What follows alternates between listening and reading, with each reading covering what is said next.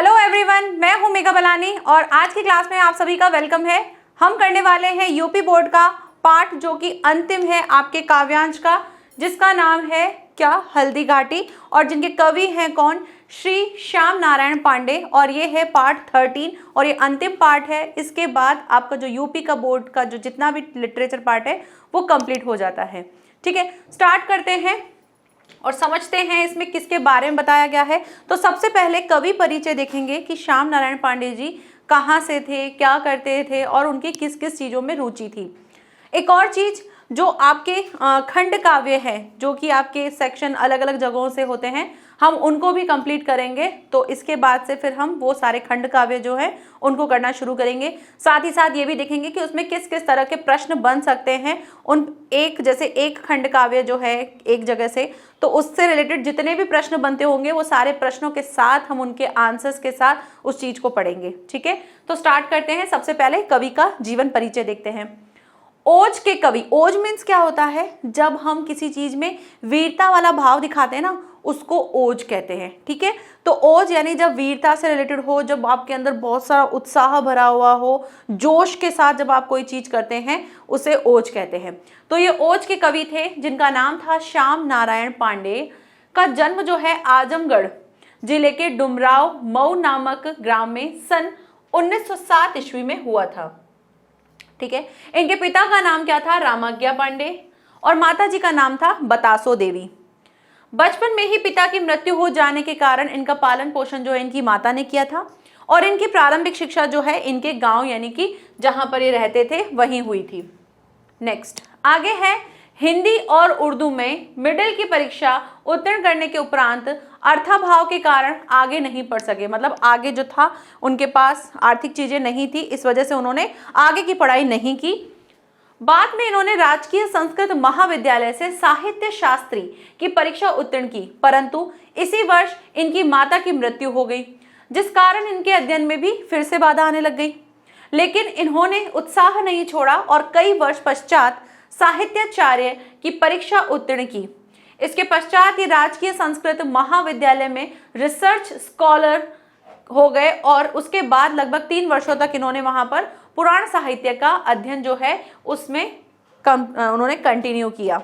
ठीक है, आगे बात करते हैं।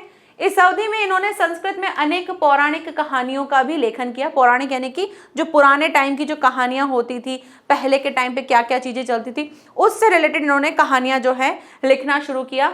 इन्होंने माधव संस्कृत महाविद्यालय काशी में प्रधानाध्यापक के पद पर भी कार्य किया। सन 1991 को 84 ईयर्स के यानी 84 वर्ष की आयु में ही इनका क्या हो गया, देहांत हो गया। तो सन 1991 ईस्वी में। ठीक है, ये था इनका जीवन परिचय। आगे बात करते हैं इनकी कृतियों के बारे में। इनकी कृतियां कौन कौन सी थी।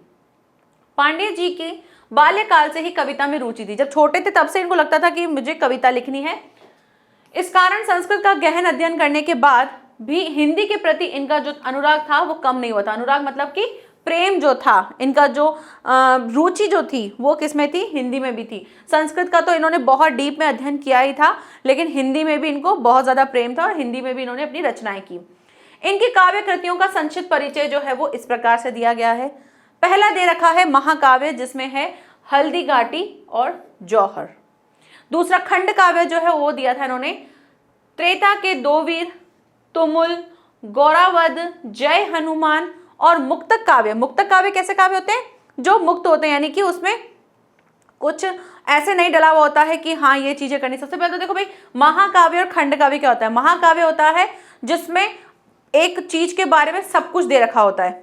ठीक है, और मतलब किसी भी सिचुएशन के बारे में है तो वहां पे कौन कौन था, किस किसने क्या क्या किया, वो सब दे रखा होता है। खंड काव्य में क्या होता है, कोई पर्टिकुलर एक घटना जो होती है उसके बारे में दिया होता है, उसे कहते हैं हम खंड काव्य। मुक्तक काव्य जिसमें मुक्त कुछ भी कभी भी कैसे भी लिखा जाता है, तो उसमें माधव, रिमझिम, आंसू के कण और आरती, ये कुछ क्या थे, मुक्तक काव्य थे।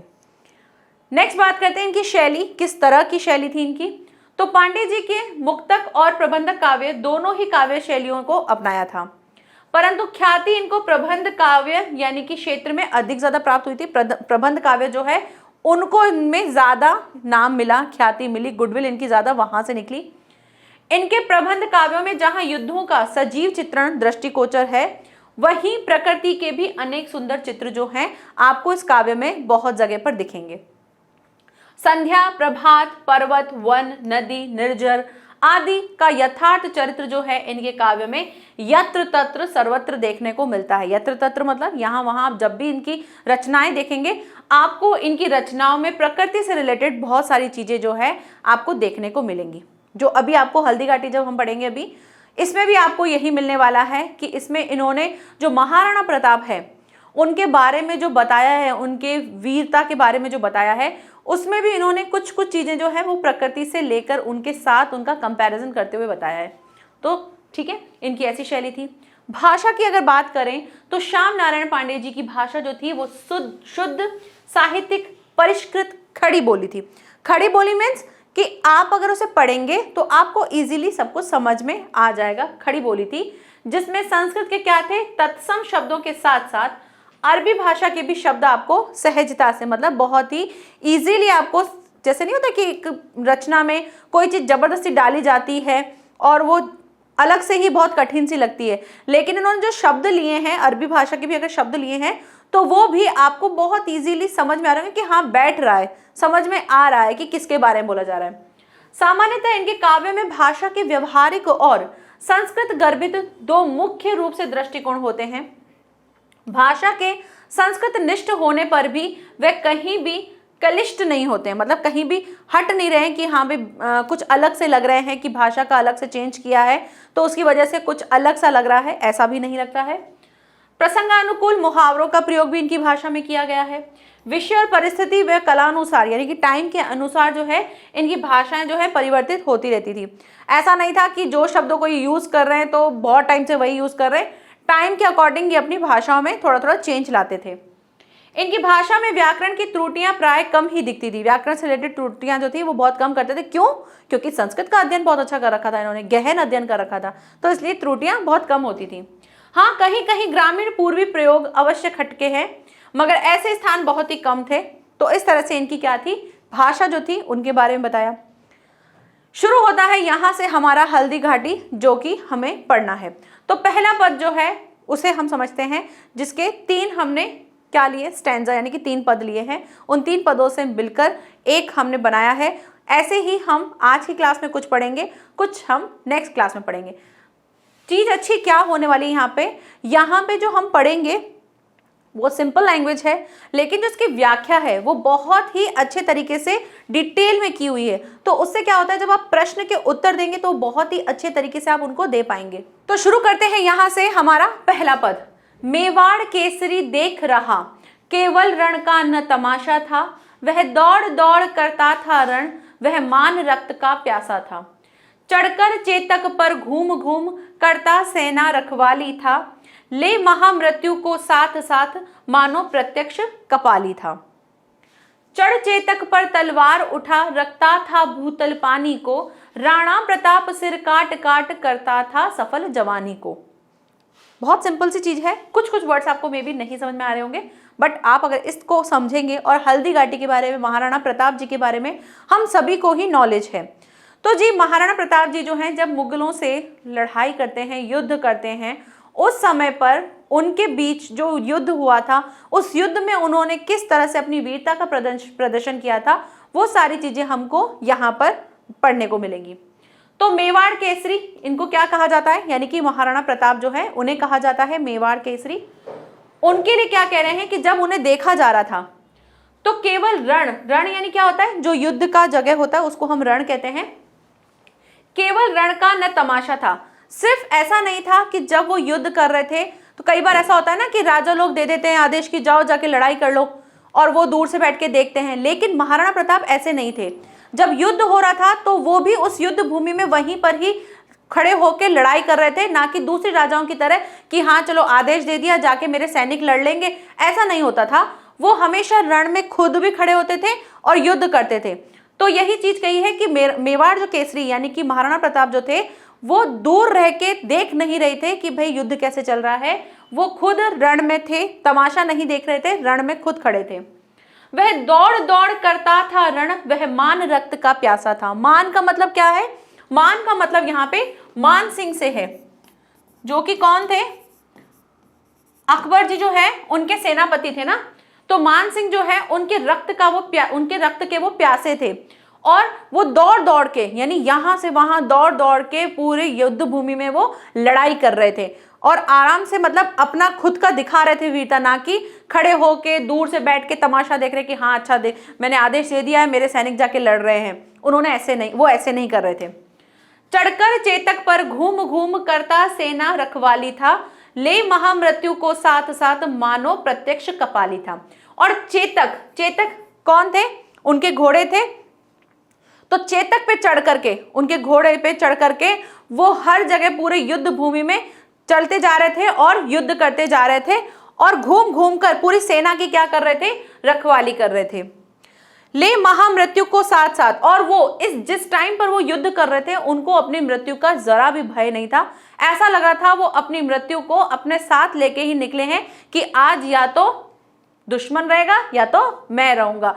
ऐसे करके वो सिर्फ युद्ध भूमि में लड़ने के लिए चले गए। सोचा नहीं कि मुझे बच के आना है या करके आना है, उनको था या तो दुश्मन को मार के आना है या तो खुद वापस नहीं आना है, मतलब हार के नहीं आना है, उनका यही था। मानो प्रत्यक्ष कपाली था। कपाली मीन्स क्या होता है, कपाली एक शिवजी का एक रूप होता है। जब शिवजी का एक रूप है जिसमें वो कपाल यानी संहार करने वाले रूप में जब होते हैं शिवजी, उस रूप को कहते हैं कपाल। ठीक है, तो उस कपाली रूप में ऐसे लग रहा था मानो वो क्या बन चुके हैं, एक कपाली का रूप उन्होंने धारण कर लिया है कि जैसे शिवजी ने संरक्षण, जब वो संहार कर रहे होते हैं ना किसी का, तो संहार करते समय जो रूप धर लेते हैं उसको कपाली कहते हैं। तो ऐसा लग रहा था कि महाराणा प्रताप ने भी वैसा ही रूप धारण कर लिया है कि दुश्मनों को तो वो मार गिराएंगे और अपनी मृत्यु का जरा भी भय नहीं किया और युद्ध भूमि में चले गए। ठीक है, यहां तक आराम से क्लियर हो गया होगा। आगे देखते हैं। चढ़ चेतक पर तलवार उठा रखता था भूतल पानी को, राणा प्रताप सिर काट काट करता था सफल जवानी को। और क्या कर रहे थे वो, चेतक यानी अपने घोड़े पर सवार होके तलवार उठा के और पूरी युद्ध भूमि में लड़ाई करे जा रहे थे।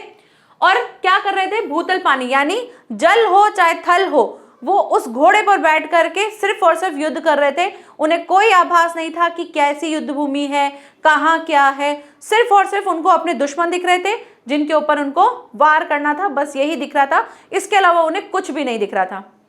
राणा प्रताप सिर काट काट, और जितने भी वहां पे उनके दुश्मन थे सभी के सिरों को वो काटते जा रहे थे अपनी तलवार से, और अपने चेतक पर बैठ करके, चाहे भूमि कैसी भी है, जल है, थल है, नदियां हैं, कुछ भी है, वो उसमें बस बढ़ते ही चले जा रहे थे और अपने युद्ध में अपने दुश्मन जो है उनके सर को काटते जा रहे थे।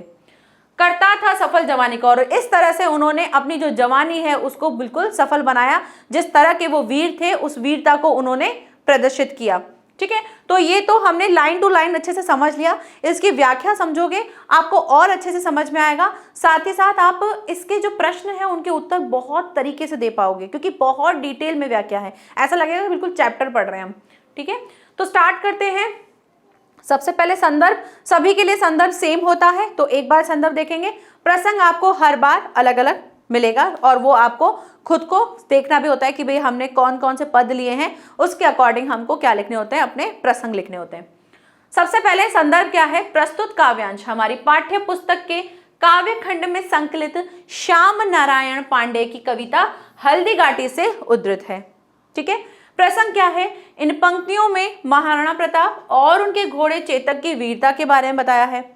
अकबर के प्रधान सेनापति जो मान सिंह के प्रति जो है महाराणा को क्या है, क्रोधाग्नि जो है वो उसकी प्रबलता हमको दिख रही है, और युद्ध में उनके भयानक रूप का जो रोमांचक चित्रण है वो भी दिखाया गया है। तो आप अगर देखेंगे तो यहाँ पर श्याम नारायण पांडे जी ने क्या दिखाया है, प्रकृति से रिलेटेड भी दिखाया कि भूतल पानी, चाहते वो ये नहीं दिखाते लेकिन उन्होंने प्रकृति के साथ उन चीजों को चित्रित करते हुए बताया। तो वो प्रकृति प्रेमी थे और प्रकृति वाली चीजों को लेते थे अपनी कविताओं में।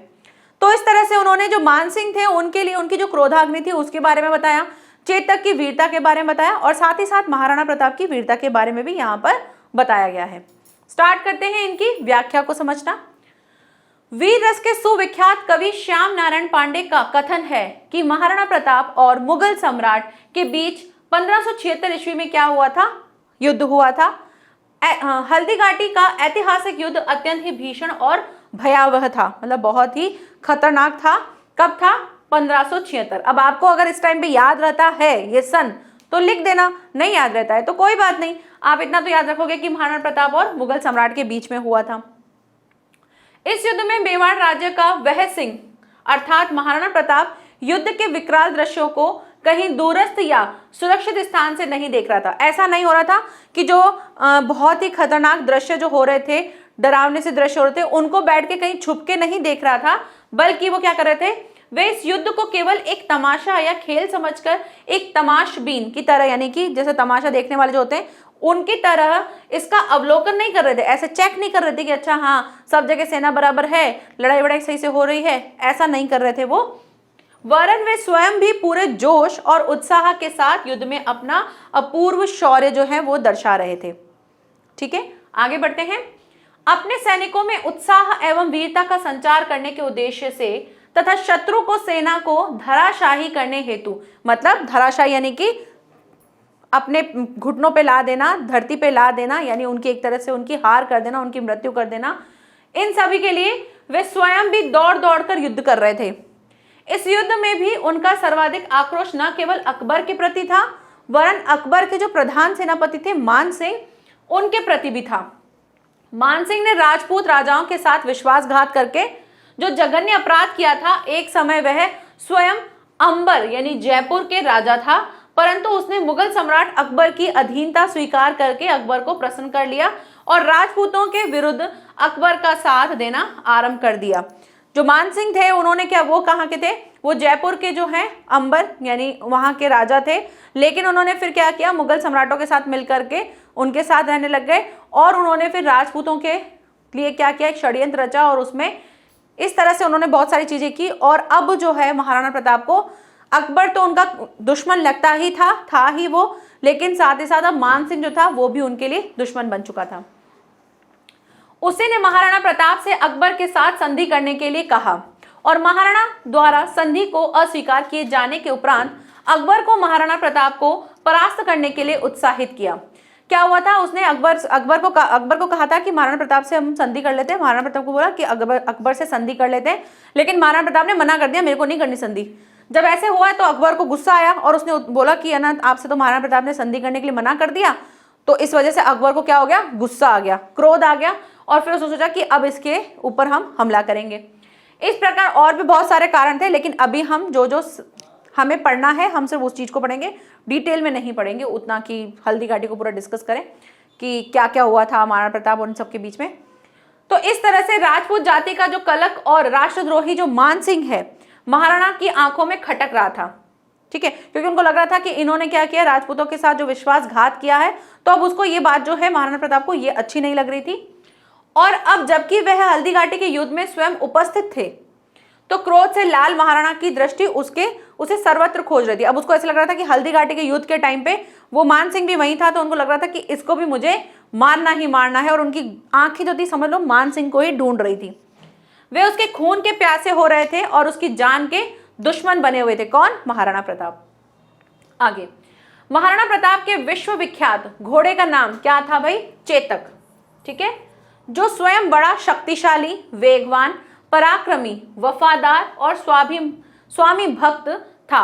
अपने इसी घोड़े पर सवार महाराणा चारों तरफ जा जाकर अपनी सेना की देखभाल कर रहे थे, अपने सैनिकों की आवश्यकता और उनकी सुरक्षा का प्रबंध कर रहे थे। युद्ध में महाराणा को अपने प्राणों की लेश मात्र भी परवाह नहीं थी। वो क्या कर रहे थे, चेतक जो उनका घोड़ा था उसके ऊपर बैठ गए और उसके ऊपर बैठ करके, मतलब उस घोड़े में भी ऐसा नहीं था कि वो नॉर्मल घोड़ा था, वो इतना ज्यादा वफादार, स्वामी भक्त था, खुद भी वीरता से भरपूर था, और जहां जहां भी महाराणा प्रताप उसे ले जा रहे थे, जितनी स्पीड से उसको लेके जा रहे थे, जितना तेज उस पर लगाम रख रहे थे, उतना तेज वो भाग रहा था। मतलब जैसा महाराणा प्रताप चाहते थे वो युद्ध में बिल्कुल वैसे ही प्रदर्शन कर रहा था। यानी महाराणा प्रताप में अगर उत्साह था, जोश था, वीरता थी, तो सेम उनके घोड़े में भी वैसी ही वीरता थी। तो दोनों में बिल्कुल ऐसा लग रहा था कि बिल्कुल जैसे जुगलबंदी होती है वैसे ही दोनों प्रदर्शन कर रहे थे। कहां पर, युद्ध भूमि में। उन्होंने अपने सिर पर कफन बांध रखा था। वे अपने जीवन के अंतिम क्षण तक शौर्यपूर्ण युद्ध करते हुए ऐसी वीर गति अथवा ऐसी मृत्यु को वर्ण करने की उत्कट लालसा से भरे थे, जो मृत्यु केवल महान वीरों को ही प्राप्त होती है। उन्होंने जब वो युद्ध भूमि में आए थे तो उन्होंने ऐसा सोच रखा था कि अब तो मैं जैसे कफन बांध के आया हूं, जैसे वीर लोग होते हैं ना कि बिना ये नहीं सोचते हैं कि हमको बच के आना है या कैसे भी करके अपनी जान बचानी है, वो वीरों की तरह बस घुस गए और बोला कि जैसा भी होगा मुझे युद्ध को करके आना है, चाहे मेरी प्राण निकल जाए, लेकिन मुझे दुश्मनों के आगे हार नहीं माननी है। और इस तरह से उन्होंने अपने घोड़े जो चेतक है उसके साथ कंटिन्यूसली युद्ध किया। इसीलिए वे जान हथेली पर रखकर और प्रचंड वेग से, मतलब बहुत ही तेज गति से शत्रुओं के शीश जो हैं वो काटने लगे अपनी तलवारों से। उस समय युद्ध भूमि में महाराणा का जो रौद्र रूप था, यानी जो गुस्से वाला रूप था, वो ऐसा प्रतीत हो रहा था मानो साक्षात शिव ने अपना भयंकर रूप, कौन सा वाला, कपाल वाला रूप, जिसमें संहार करने वाला जो रूप आता है वो वाला रूप धारण कर लिया हो। और जिस रूप में वो अपने बाएं हाथ में ऐसा लग रहा था कि कपाल लिए हुए हैं और बस सभी दुश्मनों का सर जो है वो काटते जा रहे हैं। ठीक है, तो यहां पर ये कंप्लीट हुआ।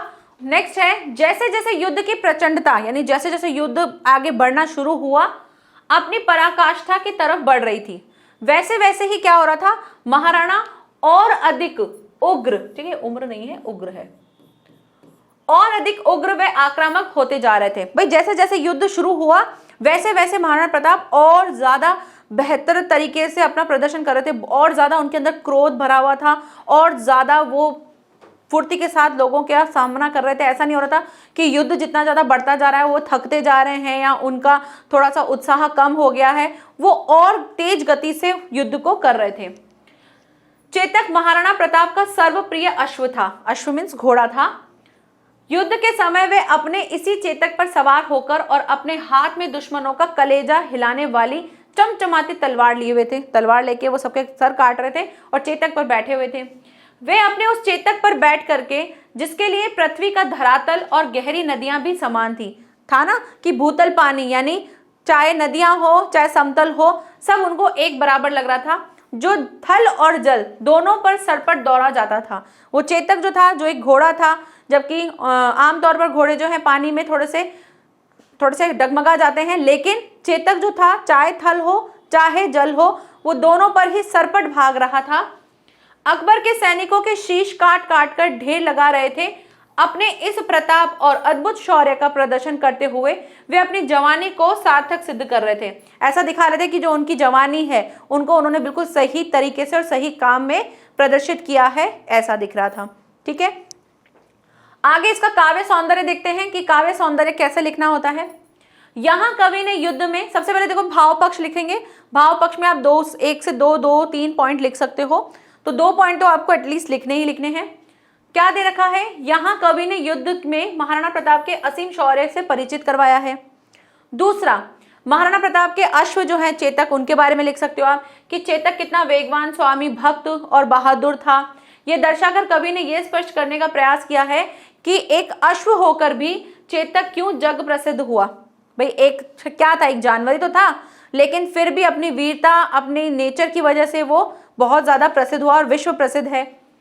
इन पंक्तियों में कवि ने महाराणा प्रताप के माध्यम से नवयुवकों को यह प्रेरणा दी है, क्या प्रेरणा दी है, कि उनकी जवानी तभी सफल हो सकती है जब वे अपने देश की आन मान के लिए अपने प्राणों को न्यौछावर करने से कभी पीछे नहीं हो। तो हम जवानों को क्या दिए शिक्षा, भाई ऐसे करना चाहिए कि अपने देश के लिए हमेशा सोचना चाहिए। ठीक है, आन मान के लिए तो सोचना ही चाहिए कि कभी ऐसे गलत कोई चीज हो रही तो उसके खिलाफ आवाज उठानी चाहिए। ऐसा नहीं कि नहीं मेरे साथ नहीं हो रहा ना तो चलो कोई बात नहीं, ऐसा नहीं रखना चाहिए। हम जवानों को भी आगे आना चाहिए और देश की सेवा करनी चाहिए। भाषा कैसी है, भाषा जो है वो साहित्यिक हिंदी खड़ी बोली आप लिख सकते हो, खड़ी बोली लिख दीजिएगा। रस कैसा है, भाई वीर है क्योंकि वीरता के बारे में बता रहे हैं। गुण कैसा है, भाई ओज है, ओज मीन्स कि वीरता के बारे में है, उत्साह और जोश भरा हुआ है तो रस वो हो जाएगा, गुण भी हो गया। अलंकार जो है वो कौन सा है, रूपक और उपमा, क्योंकि यहाँ पर उनके लिए जो घोड़े के लिए क्या बताया था कि कैसा लग रहा है, भूतल पानी की तरह लग रहा है, तो ये सब क्या है, उपमा दी जा रही है। क्लियर। नेक्स्ट देखते हैं, नेक्स्ट पद क्या है, नेक्स्ट दे रखा है, सेना नायक राणा के भी रण देख देख कर चाह भरे, मेवाड़ सिपाही लड़ते थे दूने तिगुने उत्साह भरे, क्षण मार दिया कर कोड़े से, रण किया उतार कर घोड़े से, राणा रण कौशल दिखा दिखा चढ़ गया उतर कर घोड़े से। क्षण भीषण हलचल मचा मचा राणा कर की तलवार बड़ी, था शोर रक्त पीने का यह रणचंडी जीभ पसार बड़ी। ठीक है, स्टार्ट करते हैं। क्या दे रखा है? सेना नायक, मतलब क्या बता रहे हैं, जो जैसा महाराणा प्रताप के बारे में कहा जा रहा था कि वो और उनके चेतक, उनका जो घोड़ा है, वो दोनों अपनी वीरता का प्रदर्शन कर रहे थे, लेकिन साथ ही साथ उनके जो सैनिक थे ना, वो भी अपनी वीरता का प्रदर्शन कर रहे थे। वो अपने राजा को देखकर, महाराणा प्रताप को देख करके, उनके उत्साह को देख करके खुद उत्साहित होकर के युद्ध में और अच्छी तरह से प्रदर्शन कर रहे थे। रण देख देख कर चाह भरे, और रण में उनको देखा कि वो किस तरह से युद्ध कर रहे हैं। और ऐसे उन्होंने और भी काफी युद्ध देखे थे जो उससे पहले कभी उन्होंने किए थे महाराणा प्रताप के साथ, लेकिन आज जो महाराणा प्रताप का जो उग्र था, जो उनका क्रोध था, जो उनका उत्साह था, जिस वीरता के साथ वो युद्ध कर रहे थे, वो सारी चीजें जो हैं उनके सैनिक देख करके और वो भी क्या होने लगे, उत्साहित होने लगे कि हमें भी कैसे करना है, हमें भी इसी प्रकार से युद्ध करना है। मेवाड़ सिपाही लड़ते थे दूने तिगुने उत्साह भरे, और ये चीज देख करके वो भी क्या हुए, दुगने तिगुने उत्साह के साथ वो भी लड़ना शुरू कर दिए कि महाराणा प्रताप के उत्साह को देख करके उन्होंने भी करना शुरू किया। अब देखो, हम लोग अगर कोई हमारे सामने बहुत अच्छे से काम करता है, ठीक है, हर चीज अच्छे से, पढ़ाई वढ़ाई अच्छे से कर रहा है, तो हमको क्या लगता है, हमको लगता है यार हमको भी करना चाहिए। क्यों? क्योंकि हम सामने देखते हैं ना कि उसने देखो कितने अच्छे से बिल्कुल तरीके से पढ़ाई करी है, हर एक चीज को बहुत सिस्टमेटिक तरीके से किया है, तो हमारे अंदर देख देख के चीज आ जाती है। तो सेम सैनिकों में भी जो है महाराणा प्रताप को देखते ही वो सारी चीजें जो है, उत्साह जो है उनके अंदर आ जाता है।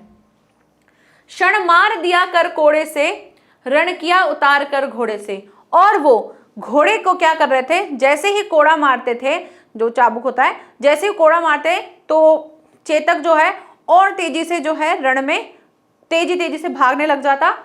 और कभी कभी वो क्या करते थे, एक क्षण तो वो कोड़ा मारते थे और उसके तेजी से उसको भगाते थे, और दूसरे क्षण वो क्या करते थे, घोड़े से उतर कर चलते वो अपनी तलवार को चलाते थे और युद्ध करते रहते थे।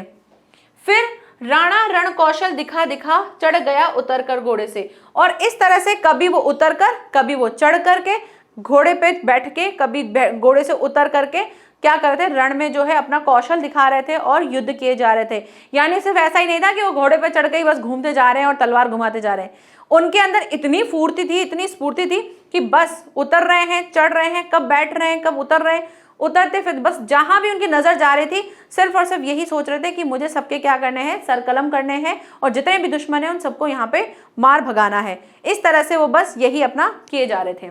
आगे देखते हैं। क्षण भीषण हलचल मचा मचा राणा कर की तलवार बड़ी, था शोर रक्त पीने का ये रणचंडी जीभ पसार बड़ी। और इस तरह से जो उन्होंने भागते उतरते और इस तरह से जो प्रदर्शन किया, उन्होंने जो वीरता दिखाई, ऐसा लग रहा था कि पूरी तरफ क्या हो रही है, पूरी तरह से एक तरह से हलचल मच चुकी है, क्योंकि जो दुश्मन थे वहाँ के सैनिक जो है वो डर गए कि यार ये क्या हो रहा है, ये तो बिल्कुल रुक ही नहीं रहे और बस धनाधन अपना युद्ध किए जा रहे हैं। तो उस टाइम पर जो राणा के हाथ में कर, मतलब राणा के हाथ में जो तलवार थी वो बस बढ़ती जा रही थी और बस युद्ध में लोगों को मारती जा रही थी। था शोर रक्त पीने का यह रणचंडी जीभ पसार बड़ी, और ऐसा लग रहा था कि जैसे मान लो जो चंडी माता है वैसा ही रूप जो है महाराणा प्रताप ने धर लिया है, और ऐसा लग रहा था जैसे माता जी का जो क्या होता है, रक्त पीने वाला जो है, वैसा ही उनकी तलवार जो है, ऐसा दिख रहा था कि बस खून की प्यासी है और अपने दुश्मनों के जितने भी हैं उन सबके सरों को काट करके अपनी जो तलवार है उसकी प्यास को जैसे वो बुझाना चाहते हैं। और इस चीज को देख करके जो उनके दुश्मन के जो सैनिक थे वो क्या हो रहे थे, डर रहे थे कि ये क्या हो रहा है। ठीक है, आगे हम इसकी व्याख्या देखते हैं। सबसे पहले आपका जो संदर्भ है वो तो सिमिलर ही होगा, आपको बिल्कुल सेम वही लिखना है। तो सारे पदों के लिए जितने भी पद आएंगे इस चैप्टर के, सभी में आपको वही संदर्भ लिखना है। प्रसंग की बात करते हैं, प्रसंग आपका चेंज होता है। प्रसंग की बात करते हैं, प्रसंग में क्या लिखेंगे, प्रस्तुत पंक्तियों में कवि ने महाराणा प्रताप, अब देखो प्रसंग भी आप मोस्टली तो भाई महाराणा प्रताप के बारे में है, चेतक के बारे में है, उनकी सेना के बारे में है, तो आप इन्हीं से रिलेटेड अपना प्रसंग एक कोई भी अच्छा सा समझ के रख सकते हो कि हम जब भी अगर इससे रिलेटेड कुछ आएगा तो हम ये प्रसंग लिखेंगे। ठीक है, क्या दे रखा है, प्रस्तुत पंक्तियों में कवि ने महाराणा प्रताप उनके सेनापति और सैनिकों के पराक्रम, युद्ध के समय उनके असीम उत्साह और रणचंडी बनी महाराणा की जो तलवार है उसका सजीव चित्रण किया है। ठीक है, क्या कहते हैं व्याख्या के तौर पर? महाराणा प्रताप की सेना के सेनापतियों ने महाराणा के नेतृत्व में हल्दी घाटी के युद्ध से पूर्व भी बहुत सारे युद्ध जो थे उनके साथ लड़े थे और देखे भी थे तथा उनमें अपने पराक्रम का प्रदर्शन किया था। इस युद्ध में भी जैसे जैसे युद्ध जो है वो घमासान होता गया, मतलब और ज्यादा होता गया, साथ ही साथ महाराणा प्रताप का जो शौर्य है वो भी प्रचंडता पे चढ़ता गया, मतलब और ज्यादा वो युद्ध का जो लेवल है वो हाई होता गया। उनमें युद्ध के लिए जोश बढ़ता ही जा रहा था। वे युद्ध में अपनी वीरता का प्रदर्शन कर या तो विजयश्री प्राप्त करना चाहते थे, उनको था कि या तो मैं जीत जाऊं या फिर युद्ध में अपने प्राणों के न्यौछावर करके वीर गति को प्राप्त कर लूं। बस इसी लालसा के साथ वो ओतप्रोत थे, यानी कि भरे हुए थे कि या तो मुझे मारना है या खुद मर के जाना है। उधर मेवाड़ राज्य के इस सेना के सैनिक भी युद्ध की भीषणता और अपने प्राणों की बिना परवाह किए करके कई गुना और अधिक जोश के साथ जो है वो भरे हुए थे और सब तरफ से शत्रुओं पर प्रहार करके उनका संहार कर रहे थे, यानी उनको खत्म कर रहे थे। उधर युद्ध में महाराणा क्षण क्षण अधिक विकराल होते जा रहे थे, मतलब हर पल वो और ज्यादा विकराल यानी और ज्यादा भयंकर, और ज्यादा उनका उग्र रूप देखने को मिल रहा था। वे किसी क्षण अपने अश्व चेतक पर अपने हाथ में लिए चाबुक या घोड़े से प्रहार करके अपना वेग बढ़ाने का संकेत देते करते हैं ना, घोड़े पे चाबुक मारते हैं और वो फिर और तेजी से बढ़ने लगता है। तो कभी तो वो ऐसे कर रहे थे और वे वायु वेग से महाराणा को युद्ध भूमि में इधर उधर दौड़ता और महाराणा भी अत्यंत वेग से शत्रुओं का मर्दन करते। अब उन्होंने देखा कि जो चेतक पे चढ़ते ही वो एकदम से इतना जोर जोर से इतना ज्यादा फास्ट चलते जा रहा था चेतक, जैसे ही चाबुक पड़ रहा था वो उसी वायु वेग से, मतलब जैसे हवा की चाल होती है ना वैसे वो चल रहे थे। और कभी तो वो क्या कर रहे थे, कभी तो वो दौड़ दौड़ कर ही शत्रुओं को मार रहे थे। कभी वे आवश्यक समझते तो तीव्र गति से अपने घोड़े पर उतरकर ही युद्ध भूमि में शत्रु सैनिकों का धराशाही करने लगते और युद्ध में अपने शस्त्र चलाने की निपुणता का प्रदर्शन कर और दुश्मनों के छक्के छुड़ाकर वे फिर से अपने चेतक पर सवार हो जाते, कभी तो उतर जाते कभी सवार हो जाते। इस तरह से युद्ध में अपना प्रदर्शन कर रहे थे। वे पवन वेग के साथ युद्ध करते हुए, मतलब जैसे हवा की तेजी है उसके साथ जो है युद्ध करते हुए युद्ध भूमि में कभी यहाँ दिखाई दे रहे थे कभी वहां दिखाई दे रहे थे। पलक झपकते ही पल भर में यहाँ से वहां हो रहे थे। वहां सब कुछ विद्युत गति से घटित हो रहा था, यानी बिजली की तरह जो है, बिजली की गति जो है उसके समान जो है, जैसे पलक झपकते ही यहाँ फिर यहाँ फिर यहाँ ऐसे करके वो दिख रहे थे। तो लोग सोचे अरे हो क्या रहा है, इसके अंदर इतनी कितनी फुर्ती है कि बस धनाधन मारते ही जा रहे हैं। युद्ध में महाराणा की चमचमाती तलवार अद्भुत और रोमांचकारी रूप में शत्रुओं को भय कंपित कर रही थी। मतलब अब अगर ना आपके सामने कोई ऐसे लड़ता ही जा रहा है तो शत्रु कितना भी कैसा भी हो उसको भी डर तो लगेगा, उसके सैनिकों को डर लगा कि यार ये बंदा है क्या कि बस यहाँ से वहाँ मारे जा रहा है और रुक ही नहीं रहा है, थक ही नहीं रहा है, उल्टा और ज़्यादा पावर आता जा रहा है उसके अंदर। तो ऐसे करके उनके जो दुश्मन थे वो थोड़े से डर जाते हैं कि यार ये क्या हो रहा है।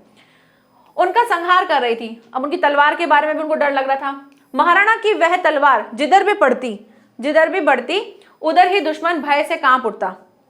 शत्रु के कलेजे को हिलाकर और शत्रु की सेना में भगदड़ मचाकर महाराणा के हाथ में आई वो जो तलवार थी निरंतर चारों ओर शत्रु सेना का शमशान बनाती हुई जा रही थी। और महाराणा की तलवार के उस भयावह रूप को देख करके सब तरफ इसी बात का शोर हो रहा था। क्या शोर हो रहा था कि यह तलवार नहीं अपितु साक्षात रण की चंडी ही अपनी जीभ को जैसे कि बाहर निकाल के रखा है और दुश्मनों का क्या कर रही है, रक्तपान करने के लिए आतुर हो रही है। ऐसा ही इनकी जो तलवार है वैसा रूप लग रहा है, किसकी तरह, माँ चंडी की तरह, कि जैसे खुद ही वो तलवार, जैसे माँ चंडी जो है उनका आपने देखा होगा कि उनकी जिस तरह से वो खून का जो दिखाते हैं वैसे ही उनकी तलवार जो है वो भी माँ चंडी का रूप धारण कर रखा है और सबके रक्त की क्या हो रही है, जैसे प्यासी हो रही है। काव्य सौंदर्य की बात करते हैं। इन पंक्तियों में कवि ने महाराणा की सेना के सेनापति और सैनिकों के वीर भाव का अपनी ओतपूर्ण भाषा में सजीव चित्रण किया है। दूसरा, अपनी पवन वेग की गति से महाराणा जिस प्रकार चारों तरफ संहार कर रहे थे उसका वर्णन भी बहुत ही बढ़िया तरीके से बताया गया है। नेक्स्ट, तीसरा आप लिख सकते हैं भाव पक्ष। महाराणा की तलवार को रणचंडी कहकर कवि ने क्या बताया है, उनके विभत्स रूप का भी अवगत कराया कि यानी बिना डरे जो किसी चीज से डरता नहीं है वैसा रूप दिखाया है। भाषा कैसी है, साहित्यिक हिंदी। रस, वीर, गुण, ओज और अलंकार है अनुप्रास एवं उपमा। ठीक है, तो यहाँ पर हमने जो है आज इसके 2 पार्ट जो हैं 2 पद कंप्लीट किए हैं।